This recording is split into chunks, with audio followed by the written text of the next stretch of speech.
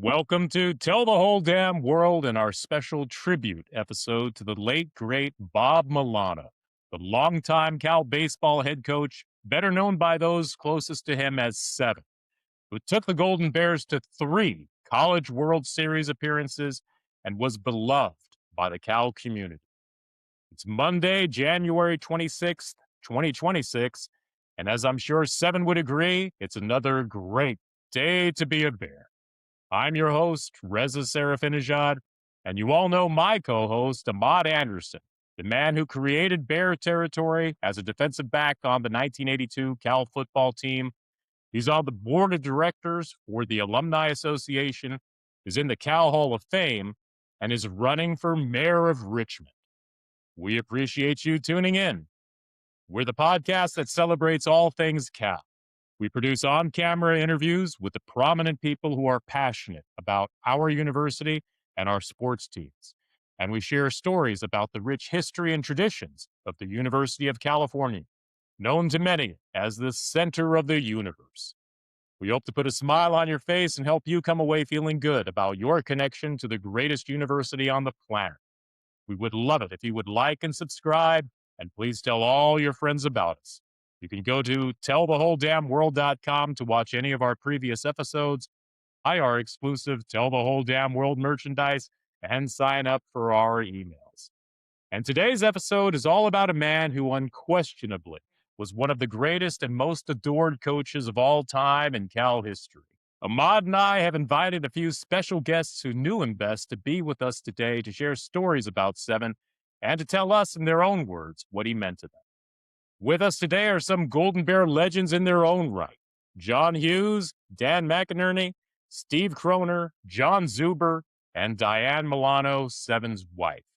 Thank you all so much for being with us today. And I want to start by giving everyone a brief introduction to Seven. Bob was a Bay Area boy who grew up in Oakland and attended Bishop O'Dowd. He played catcher for the Golden Bears in 1960 and 61 and led the team in batting with a .357 average in 1960. He was an assistant coach at Cal under Jackie Jensen from 1974 through 77 and was chosen to be head coach at Cal in 1978. And he remained in that position through 1999, racking up an astounding 688 wins, the most by any coach in Cal history. He was inducted into the Cal Hall of Fame in 2004 and the Collegiate Baseball Coaches Hall of Fame in 2010. He was named Pac-10 Coach of the Year 2 times, and he was nicknamed Seven because, as you've probably already guessed by now, he wore the number 7, which has since been retired by the Cal baseball team. Under his leadership, the Golden Bears made it to the postseason 6 times and to the College World Series 3 times in 1980, 1988, and 1992. And I could probably go on and on about each of our guests with us today, but I'll try my best to keep it brief.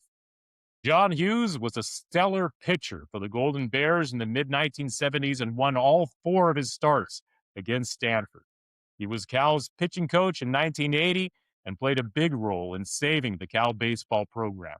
He's currently scouting for the Athletics. And speaking of stepping up to the plate when the Cal baseball program needed him the most, we are thrilled to have Dan McInerney with us. He was a standout left-handed hitting outfielder who played on the 1980 College World Series squad. He served as vice chairman of the Cal Baseball Foundation and has been a key supporter who was instrumental in saving the Cal baseball program. Steve Kroner, while he was a student at Cal, served as the baseball sports information director and covered that incredible 1980 team that won a school record 44 games. He went on to be a sports producer and reporter at KPIX Channel 5 and then on to an illustrious career as a sports writer for the San Francisco Chronicle. And John Zuber is one of the greatest players in Cal baseball history. He was co-Pac-10 Player of the Year in 1992, and by the time he was finished playing at Cal, was the career leader in hits, doubles, and putouts, and ranked among the all-time school leaders in runs scored, walks, batting average, and RBI. And as if all of that wasn't enough, he was also an outstanding pitcher who saved 13 games. He was a 3-time first-team All-Pac-10 selection, led the Golden Bears to the 1992 College World Series, and was inducted into the Cal Hall of Fame in 2003. And finally, batting cleanup is the person who knew seven the best, his wife, Diane. Diane and Bob met each other while working at Cal and were married for 33 years. All right. I think I'm just about lost my voice saying all of that, but I'm just going to open it up to all of you right now. Whoever wants to start, just to share some stories about Seven and what he meant to you. All right. Well, you gave me the leadoff spot, which I was never fast enough to play there, but that's for sure. But I mean, I guess the main thing I can do is just speak to what Bob has meant to me and what he's done for me. I mean, I've been very fortunate to live my entire life in the game of baseball, but I would not have had any opportunity to go as far as I had if it wasn't for Seven. He set foot on the campus in 1973 and was our assistant coach in 74. So I had a chance to not only play for him and then become a grad assistant because of his help to give me that position in 1975. Then because of him, I got my first coaching position, coaching freshman high school baseball for Arroyo High School. But basically everything that I have is that I've been able to accomplish in the game of baseball is because of Bob Milano. When he got the head job in 1978, I happened to be running a bar restaurant at that time called the Comeback Inn, and he knew I knew I couldn't work all the time. So, but for a guy that had never had any higher coaching experience than JV baseball at Piedmont, he gave me the JV coaching job at Cal. And then the next year he hired me as his pitching coach. And I had never had a pitching coach in my life. And I was starting from scratch. And he basically did that for me and for his other first assistant, Greg Warzeka. I mean, he took two guys that had limited coaching experience, but he trusted. He basically told us, he goes, we're going to start from scratch. We're going to rebuild this program and we're going to do it together. We're going to go from ground zero. And that word that I said that he trusted us, that's kind of a big part of what he was as a coach. He trusted his players. He trusted what he was teaching. I mean, but he gave a lot of people some free rein too, to be who they were as baseball players. And so not only was he, my coach, he ended up being my mentor and helped me grow in the game of baseball. He obviously was my boss. And then ultimately we went on to be the fact that he's one of my best friends that I had. But I can't, he was a highly respected person, but he was one that as he coached his players, he always felt that his job was to develop them as men. They'll never reach their pure athletic ability and their achievements if he doesn't help develop them as men first and let them grow up. And he gave them enough freedom on the baseball field to fail, and he would let them know. I mean, one thing about Seven is you knew where you stood, and you didn't always like what he had to say. Even when I was his coach, I didn't like what he had to say when he was wearing me out about my pitchers not throwing enough strikes. But whatever it was all about a development process. And I think the rest of it, that the stuff that he accomplished in his career is incredible. And what he did for Cal baseball, I mean, he basically resurrected the Cal baseball program. He put the program on the map. It took him, head coach 78, 79, 80. In his third year, he goes to the College World Series, and I'll still say to this day, I should have won the thing, but it was that close. But 3 College World Series teams, coach on the Olympic team. I mean, he did it all, and I don't think that you find too many people across the board that ever came across Bob Milano that didn't have utmost respect for him. So, I mean, he means the world to me, and I wouldn't, like I said, I wouldn't be anywhere where I am in baseball if it wasn't for Seven. That's awesome, Johnny. I'm going to go second. I'm going to be the guy that's going to punch you over because you got no wheels, right? What you just said is, I mean, it's so true. When you play for Seven, he's got a certain demeanor and a certain feel. It's a respectful thing. When you played for him, he knew, you knew where you stood with him, but also he let you play. And I think that's what really made him so great for us. You mentioned the 1980 team. We were lucky to be a part of that. And look, on paper, we had no business being in the College World Series, right? We played we played in Tulsa, Oklahoma. We were, in that sort of semifinal game, and we're down. What was it? It was, I think, you know, it was a tie ball game, and Missouri gets bases loaded, and we're we're facing elimination. But there was a belief in us that Seven had, and he had such a great coaching staff with you, Johnny, of course, and Greg Warzek, and we had Paul Moeller as our trainer. We had this chemistry, we had this spirit on this team that was led by Bob, right?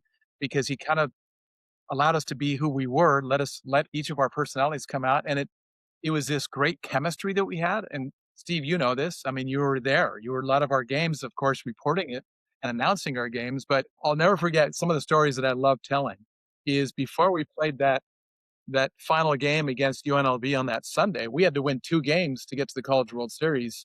Someone in the dugout goes, "Hey, Seven." He goes, "Hey, what?" And he goes, "You ever hear of a phantom infield?" And he goes, "A phantom what?" So this is a great example of how Seven let us be who we were. We actually took the infield after we played the game before that night on Saturday night, and we weren't in the hotel by 1 o'clock, maybe 2 o'clock. We're up the next morning at 8, having to play a double dip. And he goes, "I haven't heard of it, but let's do it." So we literally took a phantom infield before Hmm. the UNLV game. And the guys from Vegas were like, "These guys from Berkeley are crazier than I thought. Are you kidding me?" But Seven went with it. I mean, that's the beauty of it. He's out there with a fungo with no ball, and we're taking infield without a ball. All I'm saying is that's the sort of style he gave us. He allowed us to be who we were. We loved playing for him, and it was just this magic. It was this kind of formula that was just crazy good. He was a mentor, like you say. He's a legend. The one thing I recognized over the years was how much respect he gained from his peer coaches around the country. I was a punk freshman, Johnny. I played for your JV team, and one of the outfielders was kind of scuffling a little bit, and I got called up, and I'm like, "What the hell? I'm playing, varsity baseball, a month or 2 into it as my freshman year, and never looked back because it was just this formula. It was magic, and I loved playing for him. He loved all of us coming together, and it was a family, truly. It was a family, and there was a lot of respect amongst each other. And I'll never forget, we took a road trip after my first week or 2, and we'll go down to Cal Poly, San Luis Obispo, and I've got some friends down there, and they said, "Hey, what are you doing for dinner?" I said, "Hey, let's get together." Here I am, my first road trip, and I step away from the table for a second. I come back, and there's a big, large beer in front of me because my friend bought me a beer, and I went, "Oh shit, I'm not supposed to have a beer." And next thing I know, I get a slap on the back, and it's Seven. And he's like, "How's it, Mac?" And I go, "Oh my god, I'm busted. I'm not gonna. I'm done. That's it. I'm drinking alcohol on the road, full." And he goes, "Mac, you're good, man. I know you're all right. I don't need to worry about you." But that's the kind of style he gave us. That was the kind of personality that allowed us to be who we were, and it was just magical, like I say. And we had so many great experiences. I wrote down a few things that kind of reminded me about him. The whole Tulsa experience, the College World Series experience. I remember looking around, seeing a bunch of TV cameras, and someone said, anyone heard about what is ESPN?"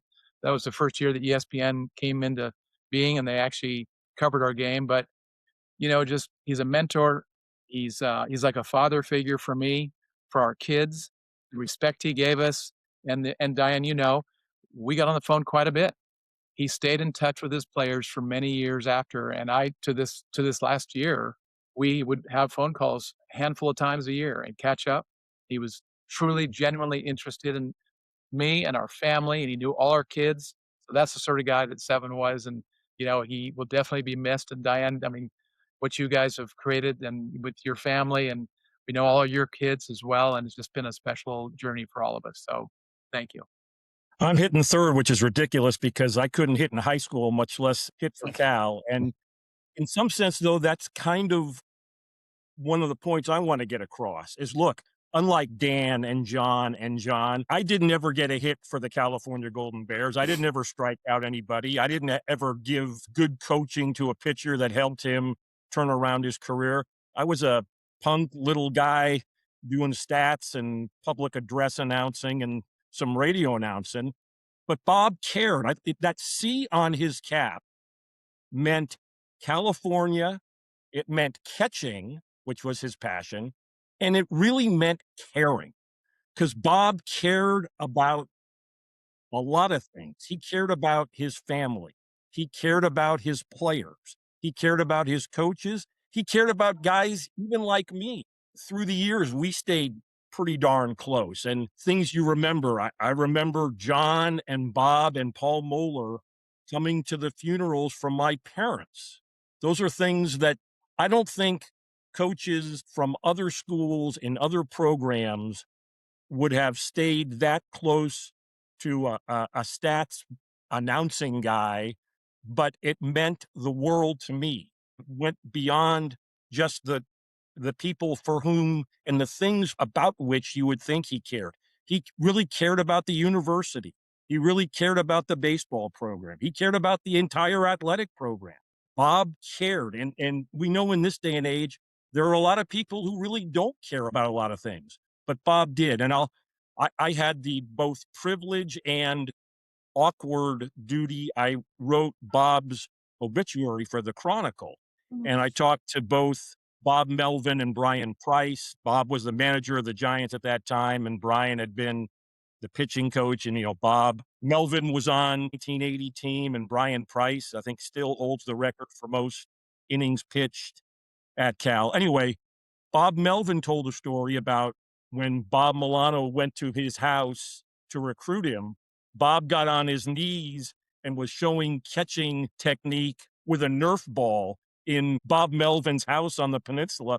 And Bob Melvin said after that, he knew he was going to Cal because A, he wanted to go to Cal, and because he just connected so much with Bob. And a following story, 30 something years later, a good friend of mine from Cal, a guy named Matt Rye, his son Austin wound up being a catcher at the University of Washington and in the minors, but at this time was probably maybe 10, 12, 13 years old. And we were down for the trip for spring training, and we just happened to see Bob in a restaurant. And Bob obviously knew me, but he might have known Matt briefly. He certainly didn't know Matt's son Austin, who was, again, 12, 13. Bob spent about 10, 15 minutes talking to Austin about catching, which was showing how much Bob cared about catching and how much Bob cared about people. And to this day, I am forever grateful that Bob Milano was a part of my life. That's very nice there, Steven. Hey, I got to say one other thing about that 1980 team, right? I mean, was just so sensational. I mean, in the postseason, they went 10-3, right? If I'm not mistaken. And they won 8 elimination games. That's just That's correct. unbelievable. Won 8 elimination games, 5 in Vegas and 3 in Omaha. Yeah. We lost our first game in the regional, and then we lost the first game in the World Series. Yeah. Made it real easy for ourselves. Well, that's some great stuff. John, I guess we're up to you now. Yeah, Next. I guess I'll go. Listen to those three guys. It's going to be tough to follow, but I think the thing that I think about with Seven is a life lesson of you never know who's going to come into your life to absolutely change it. And when I was growing up, I could not stand Cal. I grew up in a USC household. My whole family went to USC. I went to all the football games, the Rose Bowls, all that stuff. And I remember telling my dad, I think when I was like a sophomore in high school, I think USC was up at Cal playing football and Cal beat them. And I'm like, I'm never going here. I'm never going here. This place is horrible. And lo and behold, Seven comes into my life, with the help from Cheese, because I think Cheese was the first one who maybe saw me, and then Cheese and Seven were recruiting me. And from I'm never going to go there. I don't want to go there. This was probably the greatest decision of my life. Came down to Seven. And I'm so fortunate that he was able to do that. It's a perfect example of you never know at which day in your life somebody's going to come into it and completely change it. And Seven did that for me. And listening to these guys' stories is phenomenal. Seven had such a way with people, and every personality, every type of person, to just let them be themselves and on their field, off the field, and be able to relate to that. And then just, weave into the history of Cal. Like, I mean, I was 89, 90, 91, and 92, and I'm great friends with Dan McInerney, who there's no way I would have known. I'm friends with Steve, who, I mean, how many programs where guys are 10 years apart, even, they might know each other's names, but actually care about each other and see each other and are happy to see each other and have something to talk about. And it's just a family that, and it all comes from Seven. And that's who he was. And he let you be, who you were, which I know for coaching me was probably really hard on him. And she's probably knows I don't think I was the easiest guy. I had a little bit of a temper, to put it like, uh, but seven would let me go. He would let me go, and when it was enough, he would walk over to me and he goes, "That's enough, Z." And he always called me Z. People call me Zoo, whatever. It was always Z. And he would let me, get my steam out. And then if I went too far, he would just walk over and nice and easy, say that's enough. And then I would stop because I didn't want to get on the other side of that, right? But it was funny. Danny was talking about that story about having that beer at Cal Poly.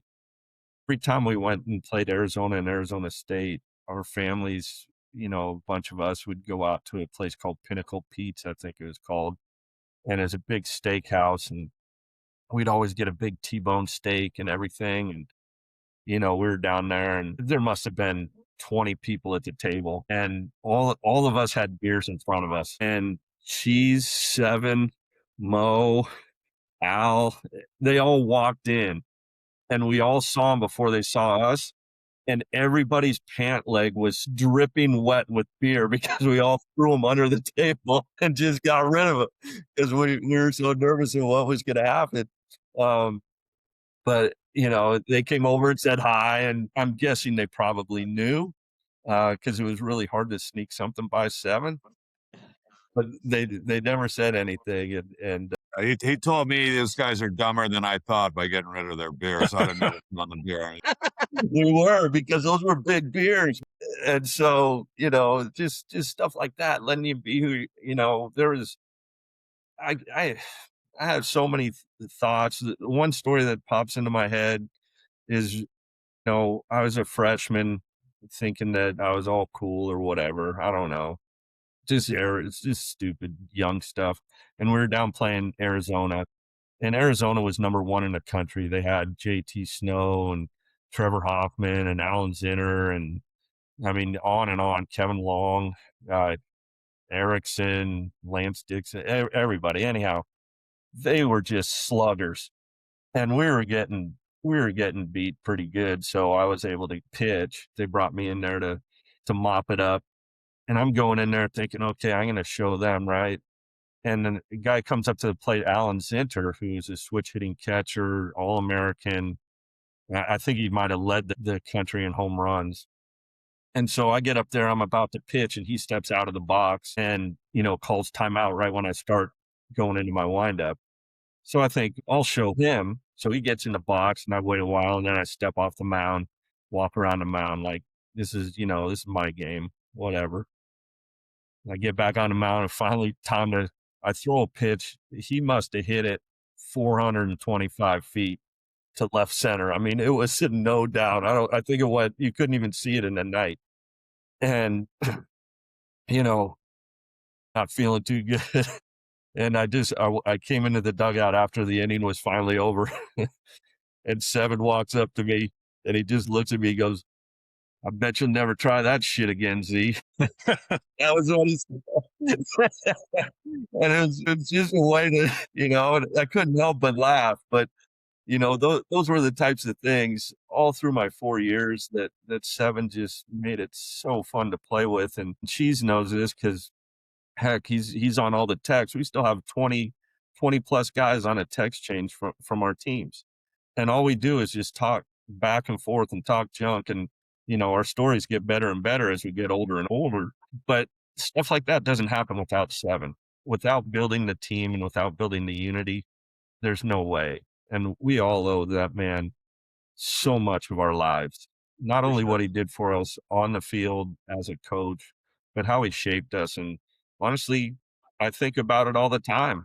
I like Seven's taught me so much about how to act and how to be a better person and things like that. And things I can never repay him that I can only hope to try to pass down to other people. So I'm just honored to be able to say that man coached me. No, I agree. And Diane, I'm gonna let you get it, but I just want to say this. What was ironic in these last years was that his memory had gone, right? He had lost his memory over the years. Seven could remember innings and pitches. We would go through situations or games like you were talking about, Z, and he would go, "Oh, I remember what that situation," and he'd go back to those situations literally by inning or by pitch or by a base runner or whatever. It was crazy good what he could remember over the years. And I just want to say one other thing. We had a bench clearing brawl my freshman year against Cal State Fullerton, who that year in '78 won the national championship. And that was with Tim Wallach and a bunch of dudes, right? We had a bench clearing brawl because their pitcher actually, I think, beaned one of our players, and then the next thing you know, Mitch Hawley beans the catcher, and the catcher gets knocked. I think he gets knocked pretty, almost out. They had to carry him onto the bench, and and as it turns out, this guy comes to about a half an inning later, and he bolts out of the dugout, and he does a flying tackle on Mitch Hawley. Everyone comes to the middle of the field. You know who's in the middle of the pile? Seven was in the middle of the pile, mixing it up with all the players and all the. I mean, it was crazy. Johnny, you remember that? That was another. Yeah, he got his back blown out on that deal. He did. He was Mo right. had to give the coach a rub down. Exactly. But that's the kind of guy he was. He had our backs, and that's why we did so well because we had each other's backs over the years. He taught us that you guys are family. It's that old paisano thing, right? Doggone it, And I just like you say, Johnny. I mean, he was just special, and our lives are better because of him. Well, I guess I'm batting cleanup, but what I want to say about Bob is all your stories are just wonderful memories, and it just really shows, who he was as a person and as a coach and as a mentor to all of you. And you were his life, all of the ball players, your families meant the world to him. Even, back to his days at Burlingame, those guys just keep in touch with him as all the Cal guys. And, that was really important to him is those friendships and relationships. And, seeing you guys after your playing years go on to be fathers and grandfathers and set your careers, and that would just make him so proud, and getting your degree from Cal. I mean, that tickled him pink, and he loved that because he knew how important that should be in your lives. Um, and he's just totally old school and one dimensional. And seriously, through his whole life, no matter what you were talking with him about, it always came around to baseball. Even when he was diagnosed with Alzheimer's, um, slowly but surely, just like Dan said, he was losing his memory and unable to think clearly about things as Alzheimer's does. But he would remember stats. You ask him anything baseball, and he would tell it to you. But you ask him or give him a direction. Do you think you can go put that in the dishwasher? Yeah. So, but everything baseball, he knew. So it was just fascinating, even when he couldn't speak clear English for since probably maybe about a year or so, I think. I could translate, because I know him so well and he only talks about baseball. So there's only just a couple of topics he would talk about. He would talk about the leaves in his yard or, cleaning up the trash and cow baseball. And the funny things that happen, with this Alzheimer's and the progression and how it relates to baseball. He drank Diet Coke all the time. And I don't know, a couple of years ago, he started writing on the cans, players' positions, their names, and writing by 7. So he would address whoever. John Zuber, you're number 9. It was always up. There were other numbers that came up, and I saved a few of them and took pictures of several of them, but always a baseball related thing. I'd go into the shed. He was obsessed with leaves, obsessed with leaves.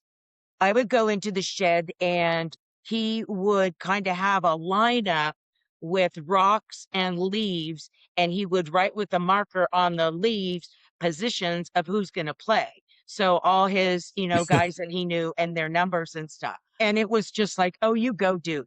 You just still play the game. You're still in the game, buddy. You are still in the game. So that just kind of, the whole baseball thing, even when he went into the facility, the care partners had to get used to having a coach there, having Bob there, because Bob is special. Bob is special. And he can be very difficult and so loving at the same time. They broke the mold. But again, you meet him and you just fall in love with him because he's so charming and his personality. Well, they all start, getting to know us much better and bring them into our baseball world to a point where even though he still couldn't speak clear English, they were giving each other signs. He was teaching them signs. I brought in some signage that I had had in our backyard. I'll tell you about that in a minute, on what kind of pitches to throw, a fastball and knuckleball and things like that. So he would engage with all these people in the facility to keep him occupied. It was all baseball related. The door would be open and our room was like right across from the dining hall. So we were like hubbub central. It was, wave to the people if he was in his room and, hey, how you doing? How you doing? Go Bears. Totally the mayor. Totally the mayor. And it was just a wonderful, he was the total frickin' mayor. Let me just tell you that, because everybody loved him. Even some of the other residents would end up walking in our room if they knew I was there and the door is open. We'd have a ball game on.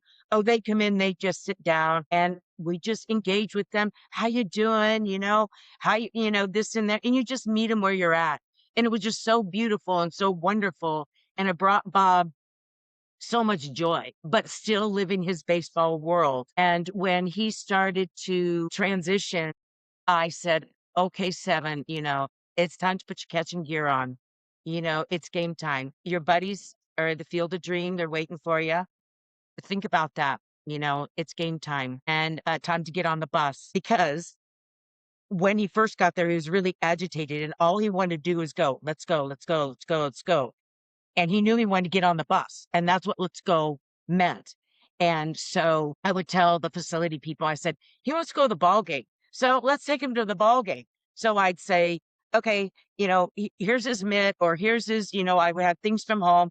Okay, Bob, here we go. Okay, we could take a couple laps around the facility. And I said, gosh, I'm kind of tired. You ready to kind of go have dinner? Okay. So we go have dinner. So kind of redirect so he didn't get so agitated and stuff like that. You just need to communicate baseball terminology to him, and he just got it. He just got it. So it's fascinating, absolutely fascinating. But yeah, every time I left, even the night before he passed, I said, okay, you've got Mickey Mantle's waiting for you, all your boyfriends that have gone before you, Mike Gillespie, the guy from Arizona. Gary Kendall. Gary Yes. Kendall. I said, look at all your boyfriends. They're waiting for a game, dude. They need a leader. They need a catcher. They don't have a catcher. You need to go in and start catching. So strap on your gear. It's game time. Get on the bus. Let's go. And I said, I love you. And those were, my last words to him. And he passed early the next morning. But it's just funny how he was baseball till the end, one-dimensional till the end. And then all the funny stuff he did in between. Just, one thing that he loved that was very, very important to me when he was diagnosed is I had to change the whole way I dealt with him and our whole life. I mean, it was just, okay, it's going to be changing quickly, often. And with other health issues, it just got, pretty intense. My goal was always to make sure I put myself in his position of someone losing their mind and just not knowing what's going on. And I always wanted to make sure that he felt safe and loved and seen wherever he was at in his life that day. And that changed all the time. And you just had to go with it. He'd get so agitated sometimes during the sundowning hours.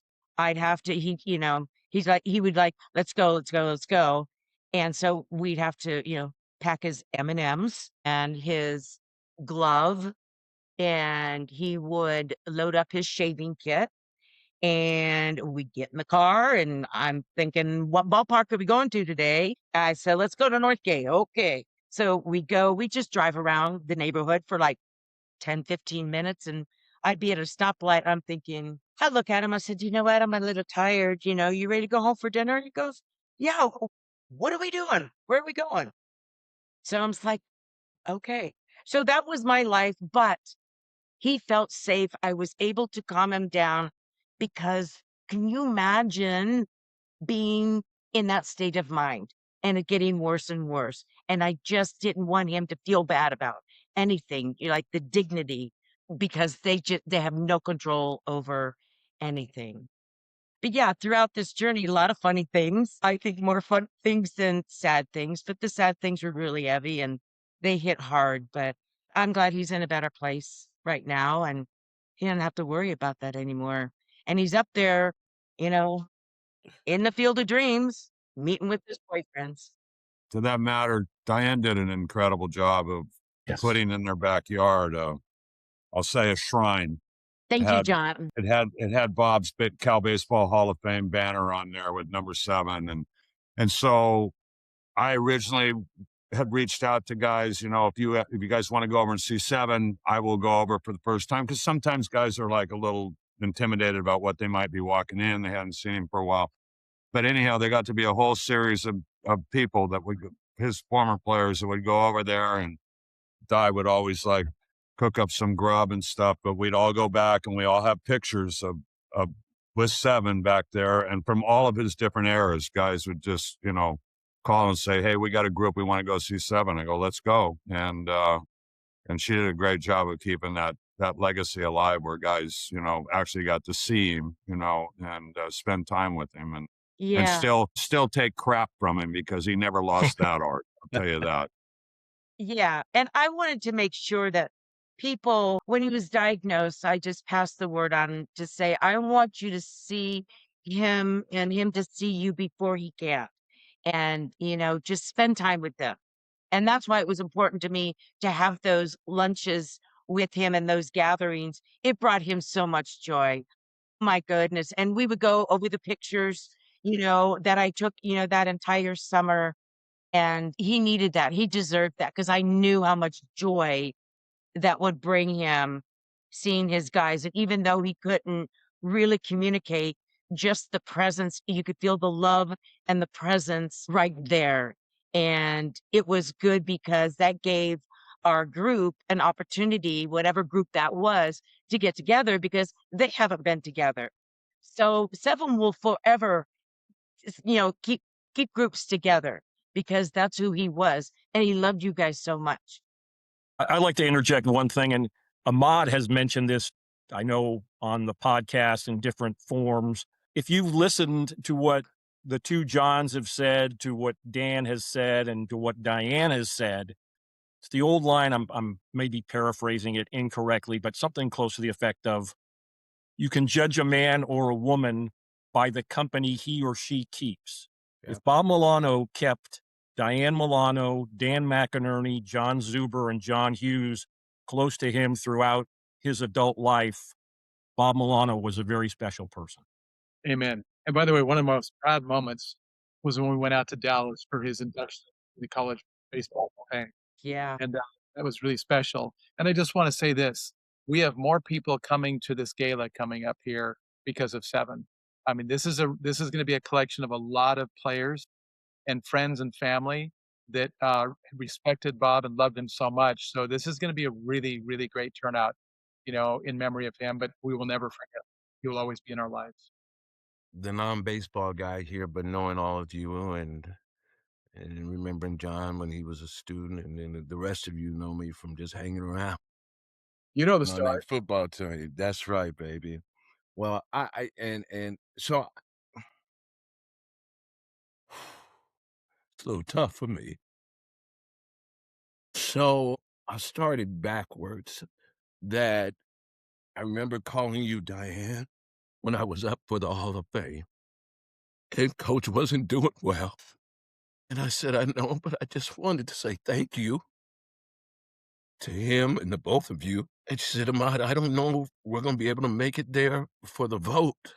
And I said, I don't really care about that, but I just wanted to let him know how grateful I was to him. But I wrote something. I'm going to get through this, but I wrote something. I wanted to share this. Reflection on the impact of Coach Bob Milano. Even though I never played for Coach Bob Milano, he shaped my life in ways that continue to guide me to this day. From early on, he watched out for me, encouraged me to hang tough, to stay focused, and to never give up on myself or my goals. He saw my commitment as a walk-on and eventually becoming a starter at Cal. And he fully understood what I was capable of becoming.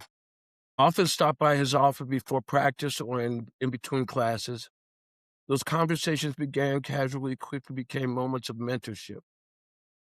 Bob asked me thoughtful questions about who I was, what I wanted to achieve, and the kind of man I aspired to be. He challenged me to think bigger, to work harder, and to trust my potential. This is a story I never really tell. Sorry, folks. It reveals the kind of man he was.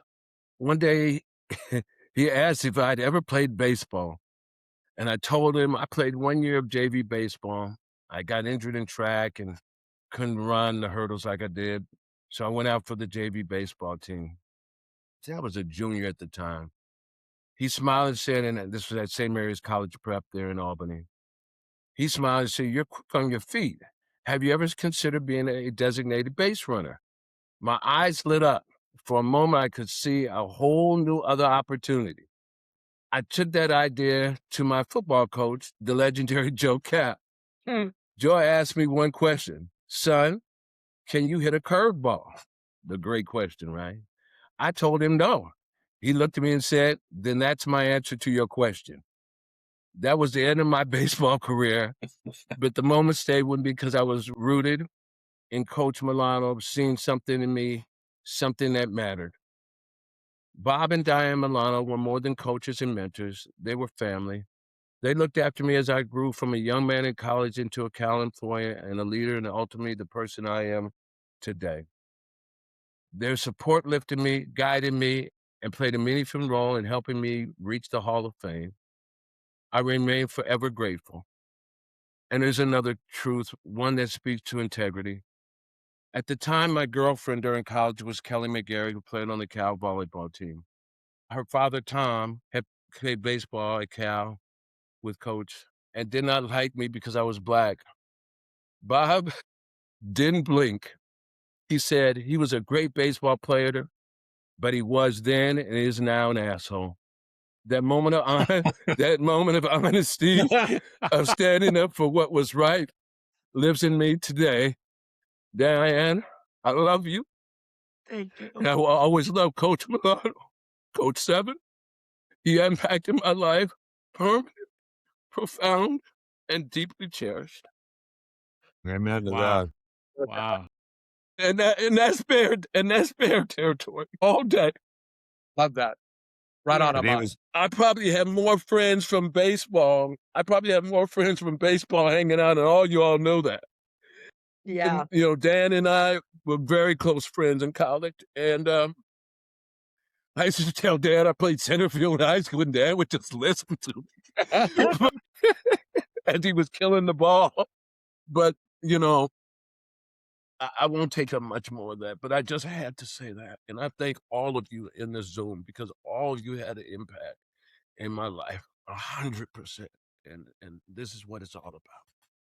That's a Yes, beautiful Amen. story. we are I all mean, bears. a lot of people don't know, a lot of his players don't know this, but so like when Greg Warzeka and I first got hired, our salary was $2,500 and $3,500, but he damn well took care of us. I mean, and that year in 1979, I got married. He paid for my entire honeymoon. He bought our hotel. He lined us up for every dinner in Monterey that we could want. And during the course of the time throughout guys' careers, you know how fluently Cal throws money around to the athletics. I mean, but Bob spent more money out of his pocket. I told him, I said, if we were coaching now, we'd been fired 25 times for doing something that was good for our players. But, For sure. but he spent so much money out of his pocket just making sure that our guys had something that, that the university wouldn't buy for us. And he didn't care about his money, but he wouldn't spend an ounce of Cal baseball's money, that's for sure. But it was, but he's just such a giving soul, and he just cared about people so much. So, and you know what? Looking back, having coached with him for the time that I did, and then further on moved on to scout the players that played there under Bob Milano. Some of them turned out to be really good baseball players. A lot of them turned out to be really good human beings. Amen, and, Doc. and successful human beings. Amen. Guys, I mean, my goodness, this has just been tremendous to just remember all those wonderful stories you've been able to share about Seven. And I want to thank each and every one of you for making the time to be with us. It really, really does mean a lot. It's just been an honor. And I hope we've been able to pay homage to the man who will always be so very fondly remembered by the Cal community. Seven will always be a sturdy golden bear through and through. Yes. And as Dan mentioned, one of the reasons we wanted to release this episode today is because the annual For the Love of the Game Gala is coming up on January 31st at the University Club at Memorial Stadium. And there's no doubt it's going to be a very special event for everyone connected with the Cal baseball program. But hey, thank you all so much for tuning in. We appreciate all of you out there listening and watching. This podcast is entirely a labor of love and a reflection of how much we love our university. Please help grow this podcast by telling the whole damn world about us. Just tell all your friends to go to tellthewholedamnworld.com. We celebrate all things Cal and the prominent people who are passionate about the University of California. Do you feel Cal is the center of the universe? Do you bleed blue and gold? We want you to tell the whole damn world about it. Go Bears! Go Bears. Bears. Go Yeah, Bears. thank you. Thanks for letting us share.